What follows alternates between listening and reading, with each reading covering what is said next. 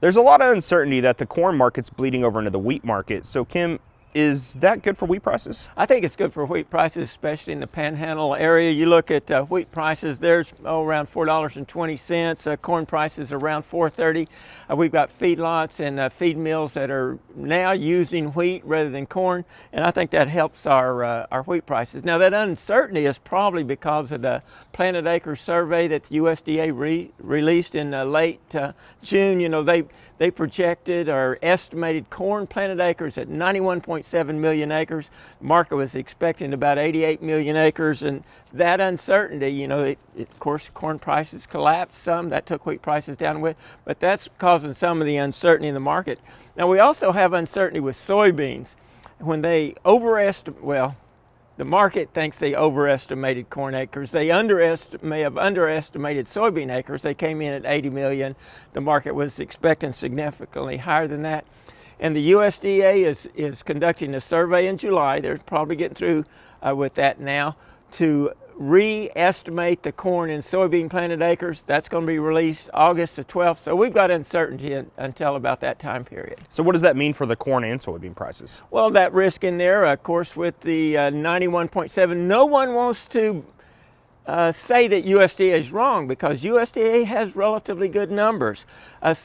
Yes, corn prices are lower. You've got the D's contract about $4.30. Trading range is from $4.20 to $4.70. So we're down on the bottom end of that range. You look at the prices for the corn crop coming on. The basis is from -40 in central Oklahoma to a +15 in the Panhandle. That gets you about $3.90 to $4.45 for the corn price. The funds are long 125,000 bushels.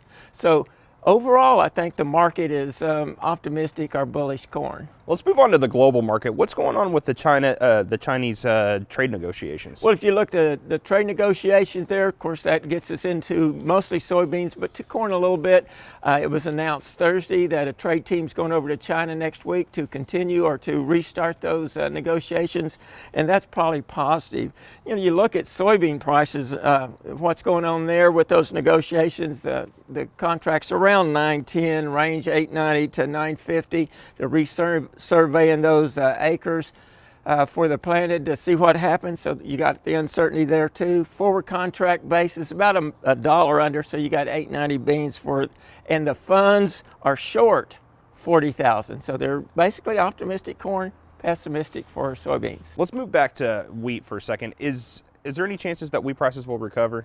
I think so. Given the news that came out this last week, you know, both the Russians and the USDA lowered the Russian projected crop. It was up around 2.8 billion bushels, maybe slightly over.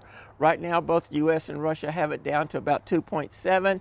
I read one report that, you know, expects the market or it to come in even shorter than that. So that's positive. 80% of Ukraine's record wheat crop's been harvested. It's coming in as expected. At least it's not going to be bigger than expected.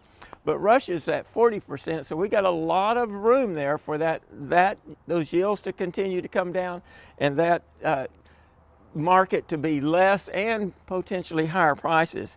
You look at that Kansas City contract rate. You know, it's got support at 430, resistance at 450. We're sitting at the top end of it, about 440. The trend is down slightly, but I think we could see that turn if this news continues to come in negative on that Russian crop. All right, thanks, Kim. Kim Anderson, grain marketing specialist here at Oklahoma State University.